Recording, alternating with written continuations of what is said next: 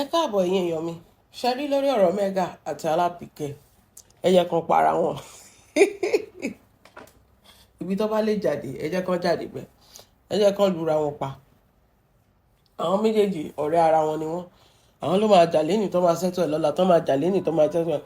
Ẹ jẹ́ kan para wọn, kò tẹ̀ sí nǹkan tó kan anybody. Nobody should call me or message me about wọ́n jà, wọ́n ṣe kinní kan. I'm not interested. Ṣé ní àná náà ṣe ń jà ni?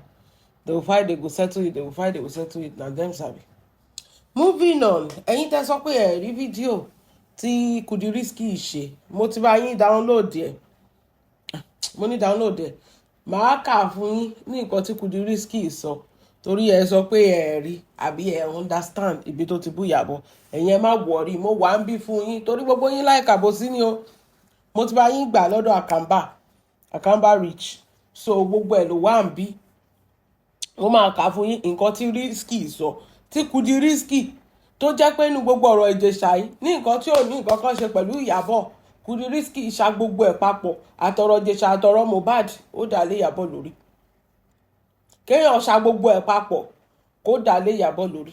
So ẹ jẹ́ agbéra wa débẹ̀ torí ẹlẹ́ẹ̀rí. So mo ti bá yín lọ gbé wá. Ó ní, can Nigerians ever trust or believe the integrity of Iyabo Ojo? Can Nigeria ever trust or believe the integrity of Iyabo Ojo? Yes, we can. She has never deceived us before. She has never lied to us before. She did not manipulate anything. In fact, gbogbo ìjà tẹ́ ń bá Iyabo jà lọ́jọ́ tèmi gan is because she's fighting for what is right. Every time Iyabo is in the news, she's always fighting for what is right, not her own battle. I've never seen Iyabo fight her own battle. So why won't we trust her integrity? Tó bá yẹ pé ìjà tara ẹ̀ ló ń jà báyà wá sọ pé okay, ìjà tara ẹ̀ ló ń jà o, a lè trust ẹ o, ẹ wo orú Ṣọlá pé Yénùgúnmẹ̀. Iyabo has never disappointed us, so we will trust her. We will trust her. Ṣó ti gbọ́ Kudi àtẹ̀yìn tẹ́ ẹ̀ ṣàbòsí tẹ́ sọ pé ẹ kò bú Iyabo náà, ó bú Iyabo. Let us get that out of the way. Ó bú Iyabo, ó sọ̀rọ̀ sí Iyabo. Who they try to manipulate the whole public against Iyabo. So I will not take it lightly with her. I'm not going to take it lightly with her. Ìgbà tí Tinubu dé, tí Tinubu fẹ́ wọlé, ṣé Iyabo ò jáde kò sọ fún wa pé ẹ vote Obi o. Kò tiẹ̀ mind pé wọ́n lè cancel. She's always selfless. That's one thing I respect about her. She doesn't care about herself. Gbogbo àwọn kíní yín tó kù tó wà silent lẹ́nu. Gbogbo wọn ló lọ gba envelope ní Aso Rock. Iyabo did not go. She said, vote for Peter Obi. She was actively involved in Peter Obi's campaign. Ẹ wo ọjọ́ tèmi, ṣé gbogbo akọ́lá ń ké ìgbà tí Tinubu wọlé. No be all of us dey cry. Tẹ́ ẹ sọ pé kí ló ń ṣe Iyabo Ojo? Kí ló ń ṣẹlẹ̀? Ṣé gbogbo yín kọ́lẹ̀ ṣe bag of rice ní èlò náà sọ pé ń tà sí? No be one of you na dey cry. Tó ti yọ subsidy, tó ti yọ gbogbo ẹ̀. Only can Nigerians ever trust the integrity of Iyabo Ojo? Yes, we can. She jaja biamo nígbà tí Ìjẹ̀ṣà. Kudi, where were you? Can you leave your own family or your own children and fight for somebody that is not your child? That is what they call selflessness. And that is why we respect her. So in case you are dumb, you don't understand, we are going to trust her till the kingdom come. All of you people, you cannot do anything to help anybody. Tara yín lẹ mọ̀. So why won't we trust her? Why won't we trust her? Nígbà tí Naira Marley, ṣé Mohbad fún ara ẹ̀ ò sọ ni? Àwọn Malians pé tí nǹkan kan bá ṣe nǹkan lọ mọ́ àwọn Malians. Ṣé àríbi tán ti ń nà kiri tí Sam Larry ń nà kiri? Didn't the boy say it before he bite? So kí ni tìyàbọ̀ ń bẹ̀? Torí I don't understand. She was asking the question that everybody was asking. Kí ló dé tẹ́ wọ́n dá gbogbo ẹ̀ lé Iyabo lórí? Wípé what happened? Kí ló ṣẹlẹ̀? Kí ló fa gbogbo lílù tẹ́ ń lu ọmọdé tẹ́ ẹ̀jẹ̀ kí ilé ayé jẹ́ gbígbé fún ẹ̀dẹ̀? Forget another thing. Don't forget another thing rather. Mohbad was with Iyabo in UK. Kó tó di pé ó lọ Nigeria. He told Iyabo he has something he want to tell her. But that never happened. Because there was no time. He was more comfortable with Iyabo and Pelu in UK. Ọkọ̀ ẹ̀ balẹ̀, wọ́n ní kò tiẹ̀ fẹ́ padà lọ Naija gan. Àwọn Malians fi Naija wọ́n fi ṣe ibi tí ò ṣe é gbé fún. They have pied him before he pied. bẹ́ẹ̀ ni wọ́n ti pa sáyé kó tó di pókú. It's just a walking dead. So don't bring that shit to us, Kudi. We will trust Iyabo. Bẹ́ẹ̀ ni, she has never failed us before. Yes, I say it categorically. We are going to trust her till the kingdom come. How many of you can you leave your own family, live your own life, come and fight for something that has nothing to do with you? That's what they call selflessness. Lè ṣe o. Tara yín nìkan lẹ mọ̀. Àbí no be you. Ibi báyìí kọ́ la wà tó jẹ́ pé Tiglam tí ò ṣe nǹkan kan fún ẹ. Tó o mọ̀ rí tó fẹ́ bá tiẹ̀ jẹ́, àfi kẹ́ bá tèèyàn jẹ́ torí pé ẹ fẹ́ ṣe show. Tí yẹn sú ẹ tó jáde tó bẹ̀rẹ̀ sí gbọ́ pé I retract ọ̀lẹ. Tó ní orí lọ́dọ̀ Gistlover ní orí nǹkan tí Gistlover kọ́ ló gbé. Now you won't talk to us about Iyabo. Where is your integrity? You don't get anything. Oh, number one. Oh, ní integrity to Iyabo. So we are going to be. Ṣé ìwọ la fẹ́ believe that I believe Iyabo? Now you want to believe, we don't believe Iyabo. Only can Nigeria ever trust or believe the integrity of Iyabo Ojo? Of course we will. Princess Comedian Adetun and actress Mercy Aigbe on the case of Baba Ijesha versus Wunmi versus Mohbad versus Wunmi. Kí ló kàn wá? Ṣé princess bá yín tún ṣe kéèsì Mohbad ni torí kò yé mi. Mo máa sọ kíní kan fún yín. This is why you see the celebrity, they don't interfere in anything because these people, ṣẹ́rí àwọn tó poor, àwọn ló ṣòro láti help you. The poor people, it's hard to help them. It's hard to help them. They love to wail and cry, but the moment tó bá ti fẹ́ assist wọn, they turn you to the enemy. Àbí the moment tó bá ti assist wọn. This is what Nigeria, they like. They love to be crying and smiling. The moment tó bá sọ pé ó fẹ́ assist wọn, that is when you turn to their enemy. That is what is happening here. Iyabo has done nothing but to assist. To use her voice to speak up. To use her voice to shake Kiniko. No be Nigeria, they say that they oppress them. Èèyàn tọwọ́ bọ ọmọ lóbó òun tẹ ọmọ lọ́yọ̀ òun tẹ díẹ̀ òun làkàì. Ẹ̀yin sọ pé ṣé Nigeria sì lè trust Iyabo. Na Iyabo dey lick finger of a minor. But you can trust Ijesha. No be so. Nǹkan ti ṣe yín Nigeria. Nǹkan ti ṣe kí ni? Ó ti ṣe yín Nigeria. Part 1. Anyways, reference to Akamba Rich TV 2. We also saw the part actress Iyabo Ojo played on this case of Baba Ijesha, that she almost spied herself, shouting, screaming, and yelling every day with her black bonnet. It was as if nobody should listen to Baba Ijesha's side of the story, but hers alone. No. Kudi, that is called manipulation 101. Let me read that again for you. This doesn't describe what Iyabo just did that time. This never describes what Iyabo did. Only we also saw the part Iyabo Ojo played on this case of Baba Ijesha, that she almost spied herself, shouting, screaming, and yelling every day with her black bonnet. It was as if nobody should listen to Baba Ijesha's side of the story, but hers alone. No, that was not what happened. That was not what happened. Nigeria is known to be using connection láti yọ èèyàn. Iyabo knew what happened, she did not even talk until when they are now using manipulation. Tó fẹ́ fi yọ Ijesha bí pé nothing is wrong, it's a normal thing. Gbọ́n nǹkan tí máa nà lọ́fà iná yẹn sọ. Wọ́n bára wọn sùn ní Nollywood ni. Lè má bára yín sùn ní Nollywood ṣebí consensual ni. This is a minor. Did she consent? Did she consent to what Ijesha was doing to her? A minor. Iyabo did not say you should not listen to. Ìwà tẹ́ gbọ́ side of Baba Ijesha's story. Ṣé kò wá ṣe interview ni? Kí lẹ wá rí sọ sí? He said everything. The question still remain. What did you do to that girl? What were you doing? Kí la rí inú fídíò yẹn tó ń ṣe sí ọmọ yẹn? Why is Ijesha avoiding that question? If you say he did not molest, he did not do the same question, no lambere. So what was he doing to that girl in that video? Could you risk it? Should you have funny? màá ṣe show yìí as much as I can do it. I will reanalyze it as much. Torí ṣe rí nǹkan tẹ́ fẹ́ paint Ìyábọ̀ yẹn ní gbà fún yín lórí social media.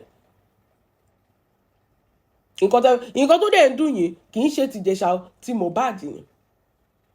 And Ìyábọ̀ is not responsible for whatever happened to Mohbad in that house. So why are you dragging her for something she knows nothing about? Why? Tí ó bá ṣe pé gbogbo yín ẹ ti pawọ́ pọ̀ ẹ ṣàfẹ́ mú Ìyábọ̀ wálẹ̀, because you cannot have your way. So the next thing we are going to is Ìyábọ̀ involved in Ijesha's case? No. She heard it the same way all of us heard it. Is she involved in Mohbad's case? No. She heard it the same way all of us heard it. Gbogbo yín ẹ máa jókòó sórí social media. Wọ́n pọ̀ ọmọ ẹ̀rí bí gbogbo àṣẹ sunkún gbogbo ẹ̀ tá à ń ṣe show. Justice for Mohbad, justice for Mohbad. If we sit down on social media and be screaming justice for Mohbad, there won't be any justice. Wọ́n ní assume ọmọ yẹn lọ́jọ́ tẹ̀lé. If not for Iyabo Ojo, another actress, few actresses that stood up, that went to commissioner of police, you will not see anything. Nigeria, we talk more, we do less. The same thing don't ṣẹlẹ̀ nsìn. Ẹ jẹ́ fún yín ní example. Ẹ wo Very Dark Man. Ṣé ọmọ Ọ̀ṣun ni ọmọ Ọ̀yọ́ ni Very Dark Man ni? Kí ló lọ ṣe lọ́yọ̀ọ́? If you sit down and be doing video and did not go to Ọ̀yọ́, nothing will be done. Because of me pé ìjà Very Dark Man àti Ìyábọ̀, I don't understand it, because they are literally doing the same thing, speaking up for the masses. Táwọn méjèèjì wọ́n jà yẹn kò yé mi. If Very Dark Man was talking and not acting, it's just another content creator. He left Abuja, went to Oyo State to protest for the release of the kidnapped children. So what did Very Dark Man do that Iyabo did that is not the same thing or that is wrong? Speaking up for the vulnerable. That's what Iyabo did. In case you don't understand, Kudi risky. You're talking about integrity. What have you done with your own integrity? Ta ló ti fi life ti save. Ìwọ tó ìwà àti Bukky tẹjọ́ ń dà torí oko olóko. You ọkọ tó wà nílé ẹ báwo ló ṣe débẹ̀? Oníyàbọ̀ fẹ́ parẹ́ òun fẹ́ fún. Abiyamọ kọ́ ni ẹni. If they molest your own child or somebody close to you, ó ní fẹ́ fún ni. Everybody, when it's not their own children, they don't care, or kò ṣẹlẹ̀ sí sàkání wọn. Ẹ máa gbọ́rọ̀ òṣì lẹ́nu Kudi. And Kudi says she's a law student. Oníyàbọ̀ fẹ́ parẹ́. Because there was manipulation and Ijesha was meant to go scot-free. Ó fẹ́ lo ọwọ́ agbára láti release Ijesha. If the law was law, like in developed country that we have, do you think Iyabo will be saying, mata anything? No, she will not say that. The law will handle it accordingly. But in Nigeria, reverse is the case. Bó bá ṣe mọ̀yàn tó, bó bá ṣe lówó tó. Bó bá ṣe lówó tó, bó bá ṣe mọ̀yàn tó. That is it.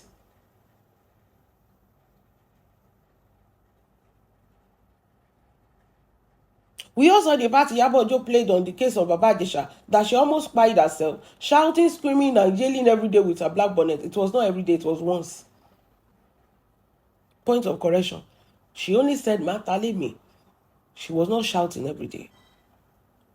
And it was as if nobody should listen to Baba Ijesha's side of the story. No, she never said that. Even as at that time, Kudi, stick to the program. To manipulate in a way to mopolowa. Yomi was there defending Baba Ijesha from the day one.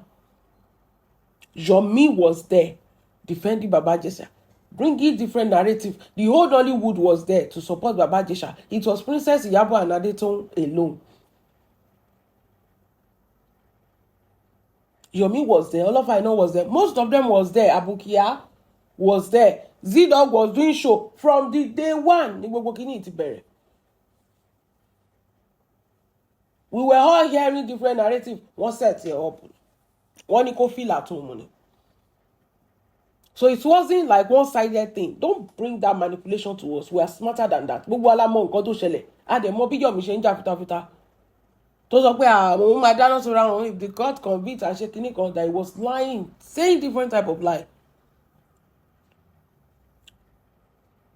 saying that Dàmọ́lá Adékọ́lá kan ó bọ́mọ yẹn sùn kinní kan from the day one not to bẹ̀rẹ̀ sí manipulate gbàgbé before Ìyábọ̀ can come out and say máa ta lé mi tẹ bá yọ jáde máa dá padà sẹ́wọ̀n yẹn that means there are so many hands ọwọ́ tí ń kan ọwọ́ láti release Ìjẹ̀ṣà kó má bàa ṣẹ̀wọ̀n nígbà tó ṣe nǹkan tí ò dá sí ọmọ kékeré tó bá jọ ọmọ tẹ̀ ń kọ́. ṣe rí gbogbo yín ní gbádùn ayé nǹkan tí mo promise yín ni. Only initially I thought she was suffering from PTSD because if you all could remember, she has said she has been raped by a family member almost 4 times before. Yes. If it happens to you and you saw a child happening to them, irú Kudi ìbáyìí tó bá ń bọ́ ọmọ kékeré sùn, ó máa kọjá ń bẹ̀ ó máa ṣe bẹ́ẹ̀ ni pé òun ò rí ni. Bẹ́ẹ̀ni, these are women they call pick me women. Tó bá ń bọ́ ọmọ kékeré sùn lójú Kudi. Àbí tọ́mọ kékeré wá sọ fún Kudi pé èèyàn báyìí bá mi sùn Kudi máa sọ pé kó pẹ̀lú mọ́ ni irú ìyà tí ìjà tí jẹ́ ni irú ìyà tí Kudi jẹ́ ni torí ó sọ pé ó ń suffer from PTSD tó bá kó obìnrin 100 jọ 70 inú ẹ̀ wọ́n ti dìfà wọ́n ti rape mo ní aláboyún gan wọ́n gbé wọ́n rape ẹ̀. What are you talking about? This is a fight for not for we women àwa lè protect ara wa but what about the children coming? Tí Ìjẹ̀ṣà bá ṣe yẹn tó jẹ lọ ó tún máa mọ́mọ́ mi lọ́la ó tún máa mọ́mọ́ mi lọ́túnla àwọn tó kú gan tó wà ńbẹ̀ náà wọ́n máa feel pé Ìjẹ̀ṣà ṣáà jẹ lọ kò sí big deal oníkálukú máa bọ́ ọmọ kéékèèké sùn torí ẹ̀ lọ́pọlọ school wo lẹ lọ náà ṣe bó kàwé wọ́n dìfà ọmọ kékeré there you go ìwọ tó pèrè ṣé lọ́ọ̀yà ló pèrè àbí ṣé lọ́ọ̀ ló study àbí whatever it is you study tó sọ pé bàbá ẹ̀ náà lọ́ọ̀yà ni kò tiẹ̀ tell you are as dumb as anything. ó ní owó kọ́ rò pé initially I thought she was suffering from PTSD because if you all could remember she said she was raped by a family member almost 4 times before. Ìjẹ̀ṣà ti ń bọ́ ọmọ yẹn sùn. torí mi ìmọ̀ èèyàn tó bá fẹ́ ṣe nǹkan aburú for the first time tí ò ní kọ́kọ́ lọ tilẹ̀kùn ẹ̀rí bó ṣe wà comfortable tó dẹ̀ ń ṣe tó dẹ̀ ń tẹ̀lé ọmọ tó dẹ̀ ń tẹ ọmọ tó ń tọ ọmọ lára ọmọ yẹn á tún sá á tún súnmọ́ kò tiẹ̀ yọjú pé ṣé anybody ń bọ̀ ṣé mọ̀ pé o tẹ ọmọ lọ́yàn kó sáré wo window pé ṣé o ò gbọ́n ẹsẹ̀. Ìjẹ̀ṣà was not even ó ti pẹ́ tó ti ń bọ́ ọmọ yẹn sùn. So of course it will trigger big people. Ṣé tí Ìjẹ̀ṣà bá lọ́pọlọ ṣó yẹ kó bọ́mọ kékeré sùn? Tí ìwọ bá lọ́pọlọ ṣó yẹ kó jáde kó máa sọ fún wa pé Ìyábọ̀ Òjó torí pé wọ́n ti bóun sùn bí a torí ẹ̀ ló ṣe wà triggered? Of course wọn ò ní ìdá ti bẹ́ẹ̀ sùn kó tó wà triggered. Gbogbo abiyamọ ló máa wà triggered. Àwọn tó ń bá ọmọ 4-month-old sùn. Àwọn ọkùnrin tó jẹ́ pé ọmọ 4-month-old wọn kókó bọ́ǹdì ọmọ yẹn ń kú. And you can sit down there as a woman and tell us this shit. Kudi, orí ẹ̀ ò pé. Only so I thought it was because of that. And we all thought because she's an activist that I wanted justice for the acclaimed little girl. But I discovered I was wrong with the way actress Ìyábọ̀ Òjó handled the case of late Mohbad. Orí ẹ̀ ò pé. Ṣé the same case ni? Àwọn wo ló gbé degree fún yín? Ó yẹ kó lọ pa wọ́n dànù ni. Ṣé the same case ni ọ̀rọ̀ Mohbad àbí the same time ló ṣẹlẹ̀? So you are using Mohbad's case to judge Ìjẹ̀ṣà's case to judge Mohbad's case pé torí kéèsì Mohbad ṣebí Mohbad kú ni Ìjẹ̀ṣà bọ́mọ kékeré sùn ni. These people are dumb. They are dumber than dumb. Ọlọ́run. Kéèsì Ìjẹ̀ṣà ṣẹlẹ̀ over 5 years ago. Kéèsì Mohbad ṣẹlẹ̀ 3 years ago. How can you use a case that has happened that has nothing to do? Mohbad ò tí kú ìgbà tí Ìjẹ̀ṣà ṣẹ̀wọ̀n náà. Tí Ìjẹ̀ṣà bọ́mọ sùn náà. Mohbad gan ò tiẹ̀ mọ̀ pé òun máa kú. And you sit down here ó nítorí pé orí kéèsì Ìjẹ̀ṣà kéèsì Mohbad ó believe pé gbogbo nǹkan tí ó ṣẹlẹ̀ nípa ti Ìjẹ̀ṣà. So ojú ẹ̀ fọ́ ó rí fídíò yẹn. Ṣé lọ́ọ̀yà abájọ tó tiẹ̀ fi ní kárí àánú lọ́fẹ̀ẹ́? Ó lè ní. Even with evidence. Abi there is no evidence. Look at how dumb these people can be. Ẹ dẹ̀ wọ́n sọ pé ẹ̀rí fídíò yẹn nǹkan mò ń kà fún yín nǹkan tí Kudi sọ ni mò ń kà fún yín o. Only so I thought it was because that she was an activist. As an activist, as a protect the girl child. That is it. At the mother, at the non-mother, living things, non-living things. There is a war against women in this world, against girls. Tó bá fẹ́ ṣọ́gun wọn ta náà máa ń gbé. Tó bá fẹ́ bọ́mọ sùn ta náà máa ń gbé. In fact, ọmọkùnrin gan save ju ọmọbìnrin lọ. Ọmọbìnrin is a working, is a hazard ni. Bàbá lè bá sùn, ẹ̀gbọ́n lè bá sùn, ọkọ ẹ̀ lè bá sùn, àbúrò ẹ̀ lè bá sùn, family lè bá sùn, neighbor máa bá sùn, landlord máa bá sùn, teacher máa bá sùn, lecturer máa bá sùn, career ọ̀gá máa bá sùn kó tó níṣẹ́. And this foolish woman sat down there as a professional. Mọ nǹkan tójú ẹ̀ rí ni kó tó ṣiṣẹ́ ń bẹ̀yẹn wọ́n sọ pé kó gbé dì lẹ́nu láti kékeré. Lọ́mọbìnrin ti ń ní issue. Everybody just want to have their way with them from child. And they saw that this is a child, a minor. Mo ní ọmọ 4 months old, wọ́n bá sùn, ọmọ yẹn ń kú.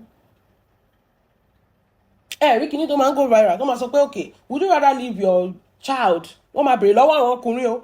Would you rather leave your child with a bear in a forest or with a man? Àwọn ọkùnrin tún máa sọ pé with a bear. Pé kí ó kúkú better kí bí ẹ̀ pa ọmọ yẹn kó jẹ́ ló káwọn fi ilẹ̀ pẹ̀lú ọkùnrin torí ọkùnrin máa ṣe ọmọ yẹn yamayama. Let me bring you back to one history. Wọ́n fẹ́ wá kó kingdom kan lẹ́rú. Wọ́n ti pa ọba abẹ̀ ó kó àwọn obìnrin, àwọn ìyàwó ọba, àwọn obìnrin inú táwọn yẹn wọ́n ti pa gbogbo àwọn, wọ́n ti kó àwọn ọkọ wọn lẹ́rú. Wọ́n dẹ̀ ti pa ọba ìlú yẹn. So the next thing wọ́n fẹ́ wá sọ ìyàwó wọn di ìyàwó wọn kó máa ṣe wọ́n yamayama. Ṣó ti yé yín? Ṣé mọ̀ nǹkan táwọn ìyàwó? It was an Indian history. Ṣé mọ̀ nǹkan táwọn nǹkan tó fi dá kéèyàn máa kàwé ni? Ṣé mọ̀ nǹkan táwọn ìyàwó yẹn ṣe torí pé wọn ò fẹ́ yẹ káwọn ọkùnrin yẹn ṣe wọ́n yamayama because they are virtuous women. Ṣé mọ̀ pé wọ́n sunra wọn náà ni? They burn themselves alive because wọ́n believe kìíní kan. Àwọn ọkùnrin tó ń bòkú sùn. Those women believe that tá bá poison ara wa tá bá kú, they can still mess up our body. Bẹ́ẹ̀ ni àwọn ọkùnrin ń bòkú sùn, òkú obìnrin sùn nínú mọ́ṣúárì. But they can still mess up our dead body. So they burn themselves to ashes so that eru nìkan ló máa. Wọ́n rì wọnú iná flaming burning bush. Wọ́n rì wọ bẹ̀ báyìí ni gbogbo wọn. Pé o ti kú, ìyẹn ò sọ pé o save o. A tún bòkú sùn. Ọmọ tó wà nínú kómà kan níbí báyìí mò ń gbọ́. Recently tán sọ pé ọmọ yẹn lóyún. Ọmọ tó wà ní kómà wọ́n tún kí okó bọ̀ nídìí nínú kómà. Ọmọ yẹn lóyún nínú kómà. So what are you talking about? Ẹ wá jókòó síbẹ̀ ẹ̀ ń sọ pé kinní kan torí pé ọ̀rọ̀ Ìjẹ̀ṣà is far more. Ó bẹ́tà gan kéèyàn kú ju nǹkan tí Ìjẹ̀ṣà ṣe sọmọ yẹn lọ.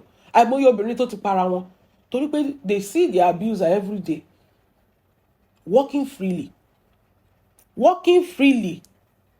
with nothing touching them, walking freely. Ìyẹn Kudi wá jókòó a professional nìyẹn èèyàn tó sanwó school ẹ̀ ó ti sanwó ná èèyàn tó fún ẹ lọ sí school ó ti sanwó ná. Ó ní Ìyábọ̀ Òjó wasn't fair at all. It was glaring she supported Wunmi, Mohbad's wife, and they even try covering the whole truth up. Let me tell you something. If you are talking about Ìjẹ̀ṣà, talk about Ìjẹ̀ṣà. If you are talking about Mohbad, talk about Mohbad. Emma is two different cases. Kì í ṣe pa délé ẹjọ́ tó ń mú case Ìjẹ̀ṣà àti Mohbad tó jọ papọ̀. Two different timeline, two different cases. Two different timeline, two different cases. So ọ̀tọ̀ọ̀tọ̀ ni nǹkan tó ṣẹlẹ̀ ńbẹ̀ yẹn. Kì í ṣe pé Ìjẹ̀ṣà kú. Only they try to cover everything up because up to today, none of their stories of what and where Mohbad died is the same. We have heard different narratives, including from Ìyábọ̀ Òjó and Wunmi. So who is lying? And to make matter worse, Ìyábọ̀ Òjó went and featured Wunmi. What do you say? Wunmi ò ní jẹun ni.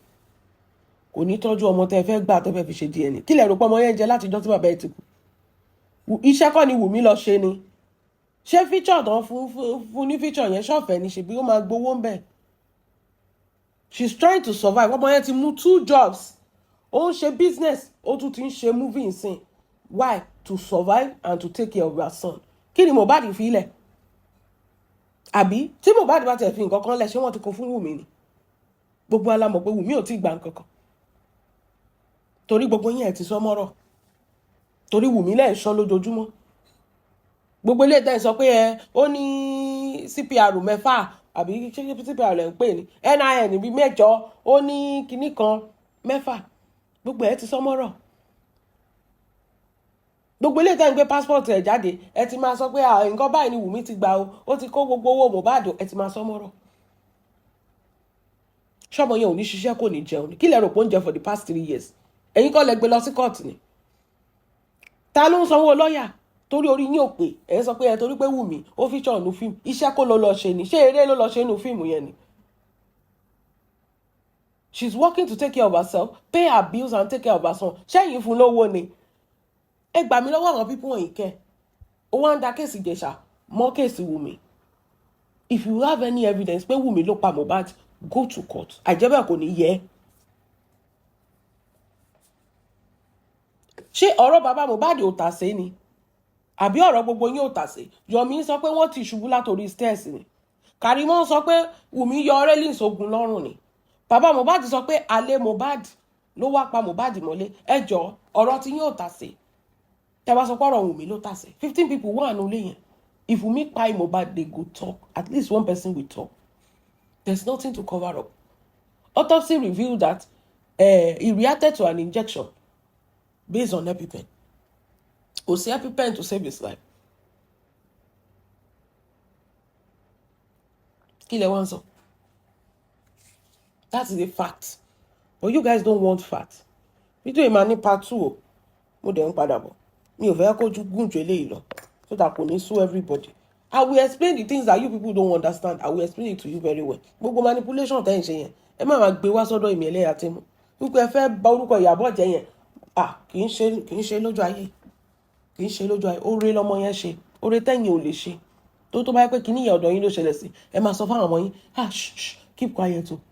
Má sọ fún anybody. Ìjẹ̀ṣà dẹ̀ máa defy ọmọ yẹn lọ. Ṣé bẹ́ẹ̀ ọkàn tá a gbọ́ ni ẹ̀ ṣá mọ́ how many children tó ń defy. Nísìnyí ṣó lè defy ọmọ mọ́. Àbí àwọn tó kù ò ti kọ́gbọ́n. Wọ́n ò ti fara Ìjẹ̀ṣà kan gbọ́ pé ẹ̀wọ̀n rèé náà juju. Jẹ́ bó ṣe jẹ́ èèyàn.